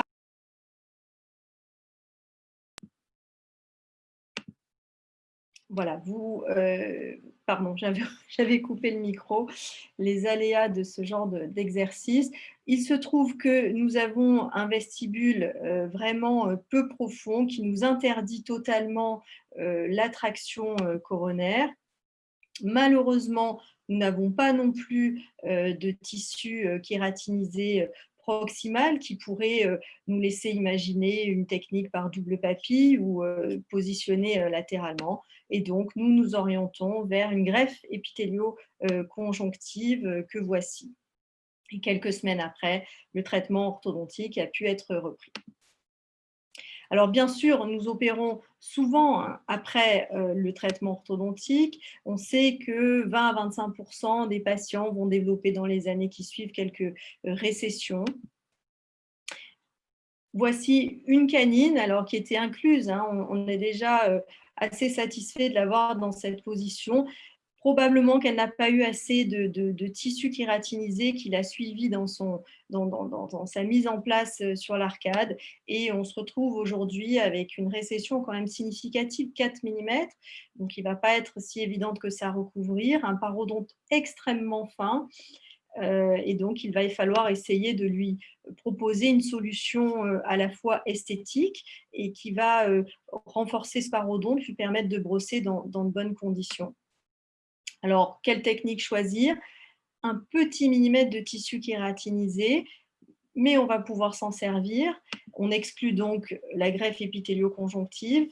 C'est extrêmement fin. Il va donc falloir absolument rajouter un greffon conjonctif. Par chance, dans cette région canine maxillaire, nous avons souvent un vestibule profond qui nous autorise, une fois encore, ces techniques de traction coronaire par lambeau positionné coronairement ou enveloppe dans ce cas, mais bien sûr associé à un greffon conjonctif. Alors, j'ai choisi la technique du lambeau positionné coronairement plutôt que de l'enveloppe parce que, à mon sens, elle offre de façon plus prédictible un recouvrement complet. Voici un schéma décrit par De Sanctis et Zucchelli, hein, c'est le schéma classique un peu trapézoïdal.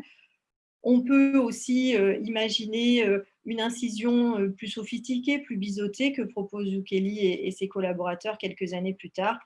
Il va sans dire que ma préférence va pour celle décrite par Alain Borghetti, mon papa Paro et Virginie dans leur dernier livre, qui est en fait la version de De Sanctis, mais améliorée au niveau du dessin des papilles, qui suit un petit peu plus, qui est plus homothétique par rapport aux papilles initiales.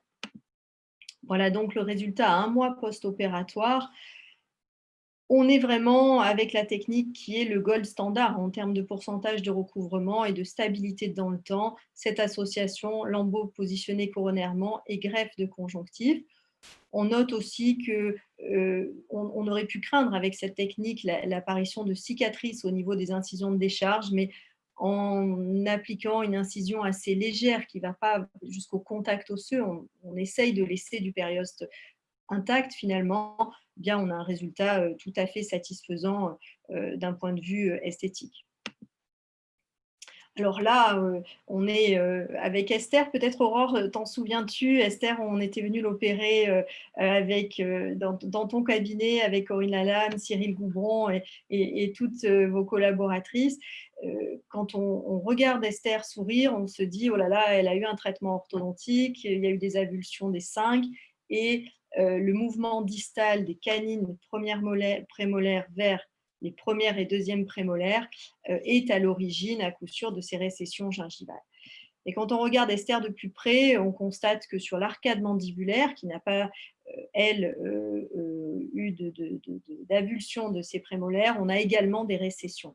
Et ce que tu disais, Christelle, tout à l'heure, les récessions gingivales, c'est vraiment multifactoriel comme étiologie. Alors, l'orthodontie a sûrement consommé un peu de parodonte, mais on avait un parodonte fin, des dents qui étaient déjà décalées dans le boîtier osseux au départ, en vestibulaire. Et puis, un brossage traumatique, on le voit hein, dans ces lésions symétriques, ces ulcérations entre canine et prémolaire, et puis cet aspect lustré des récessions.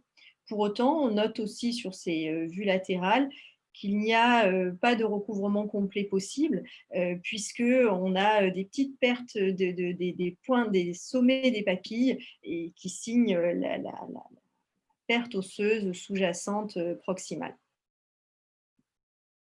Vous vous doutez que dans ce contexte, j'ai choisi une fois de plus un lambeau positionné coronairement, mais cette fois, la technique de rotation papillaire décrite par Zucchelli et De Sanctis, que nous avons repris en schéma avec Cyril Goubron et Virginie, donc dans un numéro de réalité clinique qui est spécial sur un numéro spécial sur les sutures qui est paru il y a peu de temps et où on reprend, donc vous pouvez retrouver précisément toute cette technique qui est vraiment d'une grande fiabilité en termes de résultats. On note aussi au passage qu'on peut suturer notre greffon de façon différente parce que bien sûr, on ne va pas greffer, on n'a pas à greffer du conjonctif de la 15 à la 25. Hein. Nous avons positionner des greffons conjonctifs au niveau des canines et prémolaires, mais par exemple pas au niveau des incisives centrales où on avait un volume kératinisé, une épaisseur de tissu kératinisé suffisamment importante. Et on peut constater la stabilité de ces résultats, au recouvrement partiel sur les dents qui avaient perdu le plus d'attache proximale, mais une stabilité des résultats sur l'ensemble du parodonte avec cette technique. Donc, je vous invite, dès lors qu'il est possible d'exclure la greffe épithélio-conjonctive, d'associer un greffon conjonctif sur les parodontes fins et, si possible, avec des techniques de lambeaux déplacés, lambeaux positionnés coronairement encore dans ce cas pré-orthodontique ou autour de cette incisive avec cette double papille autour d'un greffon conjonctif qui, là encore, parce que c'est une technique d'un lambeau pédiculé, offre des résultats en termes de recouvrement qui sont vraiment satisfaisants. Je vous remercie de votre attention. Virginie, je te repasse la parole. Merci beaucoup, Caro. J'étais en train de lire attentivement les 26 questions, donc je voulais prendre un petit peu d'avance. Merci infiniment d'avoir respecté à nouveau ce temps de parole qui était un petit peu contraint. Et je vous avoue que ça m'a fait vraiment plaisir de voir enfin réaliser ce webinaire et ça nous a donné beaucoup d'informations en un temps assez réduit. Donc, si vous voulez bien peut-être arrêter de partager l'écran pour qu'on puisse se remettre tous ensemble et qu'on puisse... voilà. Alors, je vous donne quelques premières informations ou peut-être quelques premières réflexions de la part de Alpha Bio, bravo les filles, de Guéno Victoria, merci Anne-Hélène. Enfin, vous avez vu hein, les compliments que vous avez pu recevoir, mais surtout, alors dans mon chrono, le temps est écoulé à la perfection, donc bravo. Voilà, et puis parmi les questions, il y a aussi des félicitations. Je remercie aussi la présence de beaucoup de nos camarades. Le point positif, c'est qu'ils sont rentrés dans la salle dès le début et puis qu'ils sont restés, ils sont encore parmi nous. Donc, si vous voulez bien, je peux commencer à vous poser des questions. Est-ce que vous êtes d'accord? On est d'accord, vas-y. Merci Brenda Mertens qui est en train de nous féliciter et de vous féliciter. Merci Brenda. Voilà, eh bien, donc la première question pour Anne-Hélène. Anne-Hélène, merci à nouveau parce que tu as vraiment fait le tour de tout ce qui concernait le prérequis et j'ai bien aimé tes feux verts pour dire à nos amis orthodontistes, voilà, à quel moment on va pouvoir commencer lorsque notre patient sera en état de supporter leur bon traitement. Et tu as donc eu des questions concernant tout d'abord ton bilan initial parodontal. Où tu as proposé, donc c'est Mathias Forbrac qui a posé cette question. Dans le bilan initial, donc tu parles d'un panorex pour le dépistage. Est-ce que voilà, tu peux en dire un tout petit peu plus? En fait, j'aurais pu le mettre, on va dire, dès la détection, sauf que j'ai essayé de tout scinder pour qu'on ait vraiment en fait la démarche intellectuelle et progressive dans le dépistage et dans le diagnostic dépistage de la maladie parodontale. Si je l'avais mis, je pense, au niveau de la détection, j'aurais eu des questions sur est-ce que c'est un cliché systématique qui est réalisé. J'aurais tendance à dire oui et non, parce que normalement, on ne doit pas forcément systématiser la radiographie panoramique.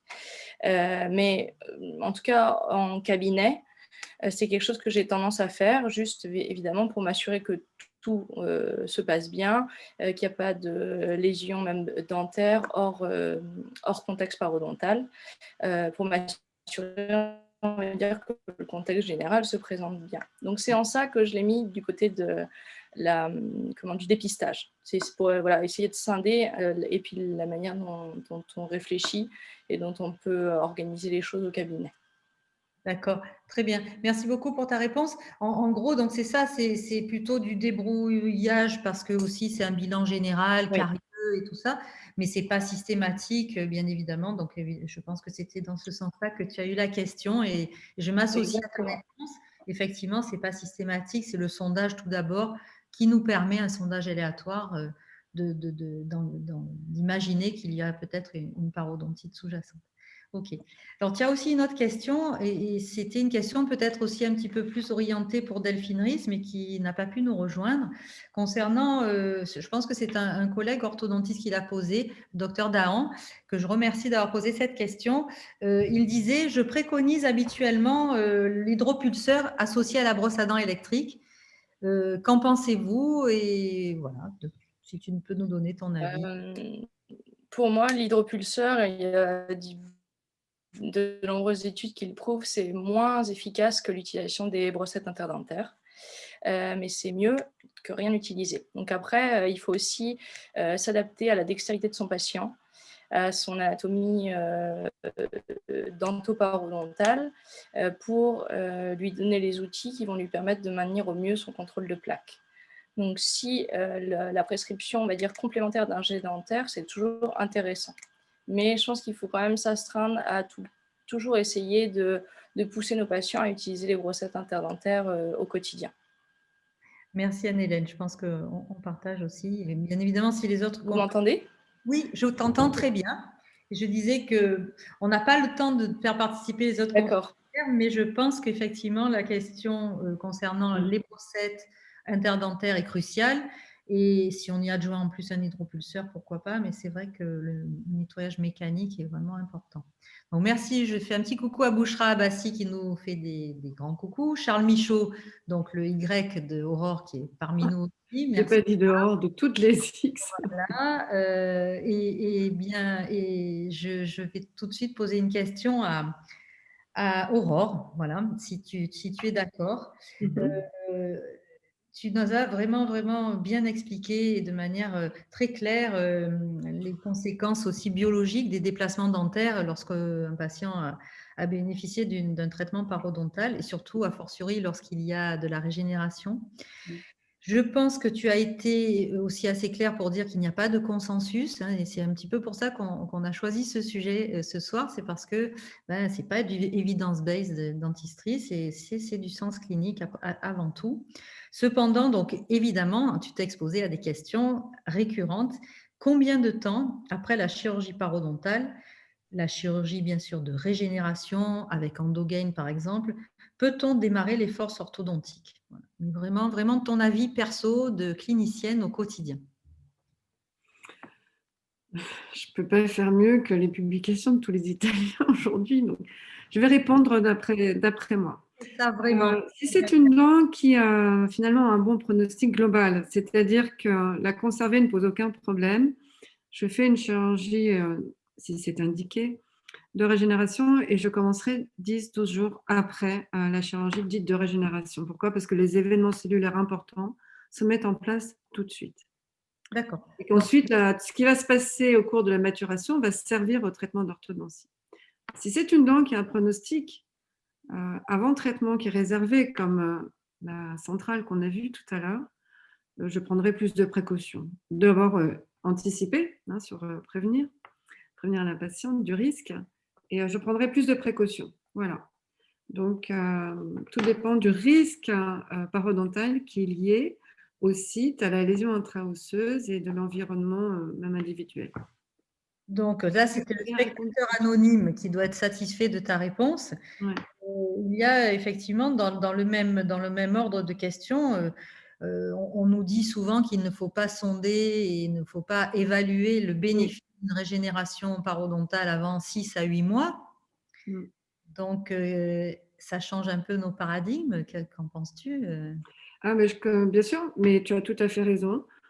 Surtout avec l'Endogain, on ne voit rien en fait se passer vraiment jusqu'à 2, 6, 8 mois. Ben, c'est pas grave. C'est pas grave, on commence. Je veux dire, c'est pas parce qu'on ne voit rien qu'il ne se passe rien. C'est pas parce qu'on ne voit rien. Ça serait presque de commencer l'orthodontie avec les points de suture à peine enlevés. Donc, c'est vraiment intéressant et je suis assez séduite par cette proposition qui aussi a été faite par les Italiens et puis aussi notre copain Jean-Marc Glise, me semble-t-il.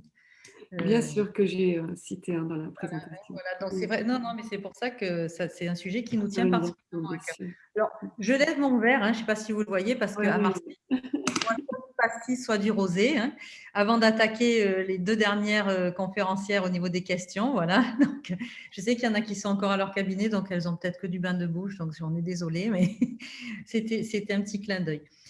Christelle, donc Christelle, tu as eu de nombreuses questions aussi, mais je répète à tous ceux qui nous écoutent, bien évidemment, on ne pourra pas poser toutes les questions, mais si vous allez sur le site de la Société française de Paro, poser des questions, on y répondra bien volontiers par la suite.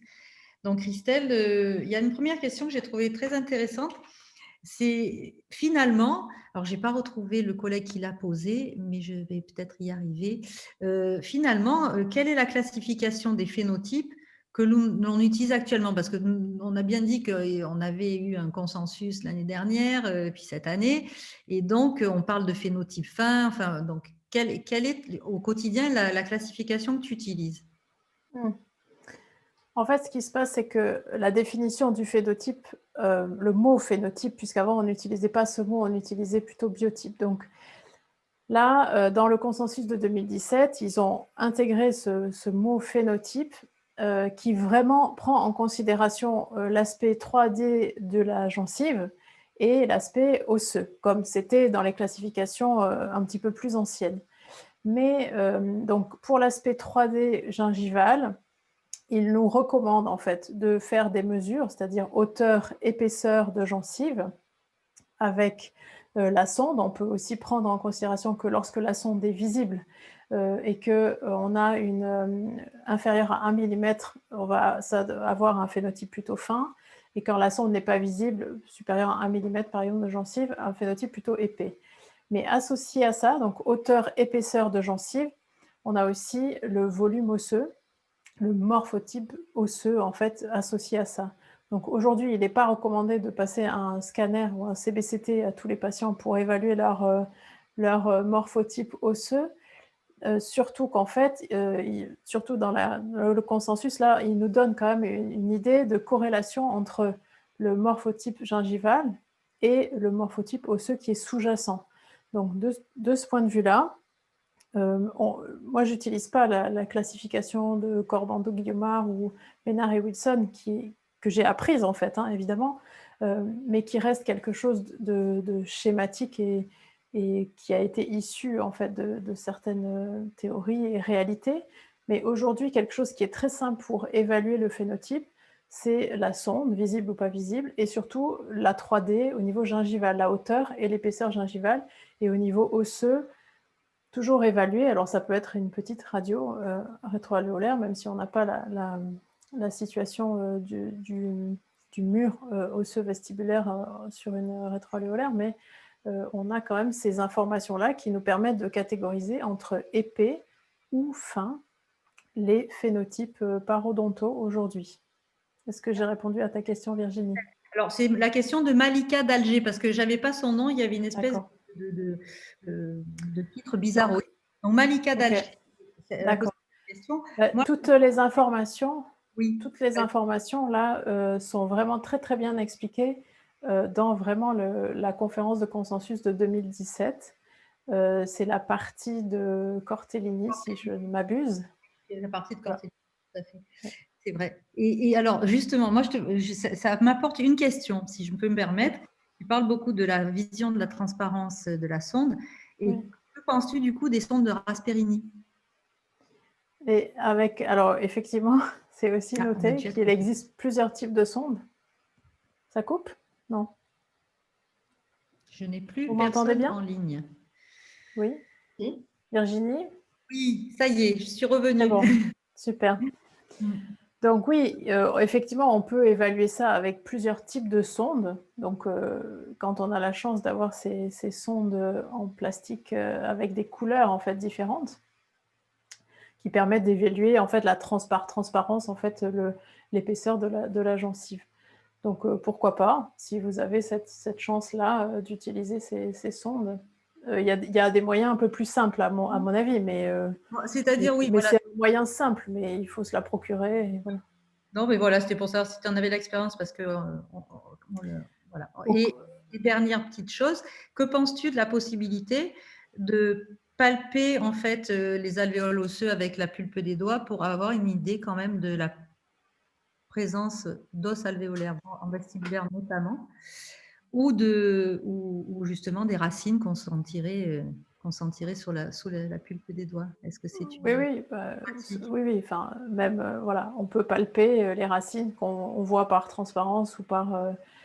Enfin, ça, en fait, sur ces genres de situations, à mon avis, le diagnostic est assez facile, en fait, parce que quand on voit la proéminence, en fait, des racines qui sont dans le vestibule, là, c'est que effectivement le mur osseux est inexistant, voire très très fin. Donc la palpation est un bon outil. Je pense que là où on a un tout petit peu plus de difficultés à diagnostiquer, c'est sur des choses un petit peu intermédiaires, mais dans ces cas-là, il faut se raccrocher à d'autres items, en fait, qui nous permettent de décider, en fait, d'intervenir ou pas avant l'orthodontie ou après. Merci beaucoup. Alors, une dernière question pour toi, Camille Zadowski. Dans ton cas numéro 2, ton cas clinique, Christelle, le patient avait-il des récessions avant le début du traitement orthodontique? Les récessions étaient minimes. Hein. Je ne peux pas dire qu'il y en avait 0, mais là, en fait, on a des RT1 qui sont à peu près à 1 mm, 1,5 mm après orthodontie. Mais avant ortho, on était à 0,5 mm, pas plus.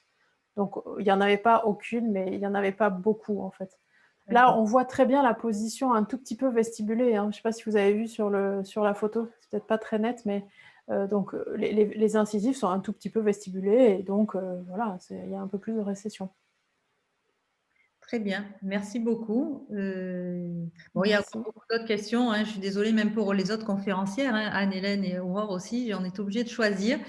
Donc, j'ai un petit coucou aussi de Michel Reyners, de Jean-Marc Glise. Enfin, je ne vais peut-être pas tous les citer. Je vais donc aller sur les questions concernant Caroline. Caroline, donc tu as réussi à nous faire un petit tour des techniques que toi affectionnes particulièrement, bien évidemment qui sont, elles, evidence-based. Il y a une question concernant l'âge en fait des enfants. qui peuvent être greffés, parce que comme vous avez pu le voir, on a vraiment beaucoup parlé du traitement orthodontique chez l'adulte, parce que l'adulte est souvent le patient parodontal par excellence. Cependant, donc, on est amené aussi à réaménager le complexe mucogingival chez un enfant au parodonte sain et en cours de croissance. À partir de quel âge, la question est posée, tu peux intervenir ou tu interviens? Alors, pour répondre rapidement, généralement pas avant 12 ans. Hein. Il faut qu'il y ait d'abord une maturité psychologique pour que ce soit accepté sans traumatisme par l'enfant et les parents. Il faut que l'on ait suffisamment de disponibilité au palais aussi pour prélever un greffon digne de ce nom.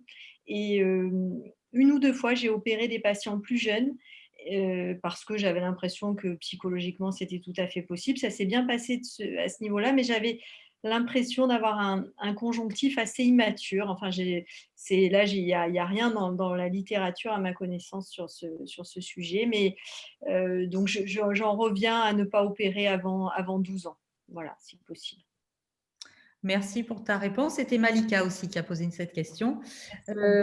Est-ce que, alors ça c'est une question générale, peut-être qui peut renseigner. C'est vrai que les praticiens ont toujours besoin de remparts, hein, l'épaisseur, la hauteur, est-ce qu'il y a des seuils, la profondeur de sondage, ça saigne pas. C'est vrai que ça aide beaucoup et notamment nos amis orthodontistes. Et donc la question qui a été posée par Camille, c'est la suivante. Est-ce qu'il y a une hauteur minimale de tissu kératinisé avant un traitement orthodontique? Qui veut répondre? Il faut qu'il y ait au moins 1 millimètre. Hein. Alors, Caroline, 1 millimètre. Christelle? 2 millimètres. 2 millimètres. Merci. Aurore? 1, 2, 2. C'est plus l'épaisseur qui intervient. Oui, je dirais plus l'épaisseur que la hauteur encore. Tout à fait. Donc, ça, c'est vrai. Et Anne-Hélène? Moi, je dirais 2. J'aurais dit 2, mais effectivement, l'épaisseur est... Oui, moi, je crois que 2, c'est la hauteur TK qui a été publiée depuis les années 80, en fait. Hein. Mais c'est vraiment l'épaisseur actuellement qui prime. Donc, c'est toujours voilà, c'est cette difficulté à parler de cette épaisseur. Et c'est vrai que l'œil clinique, je pense, c'est vraiment ce qui nous rend beaucoup service dans ces cas-là. Donc, écoutez, je vais laisser peut-être Caroline conclure, puisqu'elle nous a fait le bonheur d'être aussi la conférencière, mais elle m'a assistée, aidée. Nous avons été toutes les deux des actrices. Écoutez, conférencière et puis de tout le reste. Donc, Caroline, je te laisse la parole. Je te remercie. Je vous remercie, mes amis. Là, on a fait, nous, toutes les 5, nous avons passé un bon moment avant. Et puis aujourd'hui, alors que on craignait un peu cette distanciation et puis de ne pas avoir de contact avec vous, mais tous vos messages chaleureux et vos questions nous confortent dans l'idée que c'était une bonne idée de le faire. Vous pourrez le retrouver en replay comme les autres webinaires sur le site de la SFPIO. Et puis, pour certains d'entre vous, on se retrouve donc au cycle. Et puis après, j'espère on va sans doute continuer ce rythme des apéros de la paro du mercredi à une fréquence d'à peu près 1 tous les 2 mois, même si on est déconfiné, le temps de reprendre une programmation plus classique de nos conférences. Voilà, écoutez, je vous souhaite à tous une bonne soirée et puis à très bientôt pour voir d'autres webinaires. Voilà. Merci. Juste reprendre la parole parce qu'on a oublié de remercier Ludovic et Julie qui sont chez Invivox. Donc, c'est vrai que je voulais le dire au début, puis après, j'avais tellement peur qu'on ne soit pas dans les temps que je me suis un petit peu contrainte. Je voudrais remercier Caroline et merci aussi à toi Virginie. Et on aimerait bien recevoir ton merveilleux numéro spécial sur la muco que tu as donc publié dans Réalité clinique, dont on a eu des échos. Et quantité de travail que vous avez tous fait pour nous réunir. C'était top. Merci. Merci. Et Caroline, à très vite. Merci beaucoup. À très vite. Merci à vous tous. Merci. Au revoir. C'est vraiment un moment de partage. Merci. Merci. Bonsoir. Merci beaucoup. Bonsoir à toutes. Bonsoir. Bonsoir. Et tous.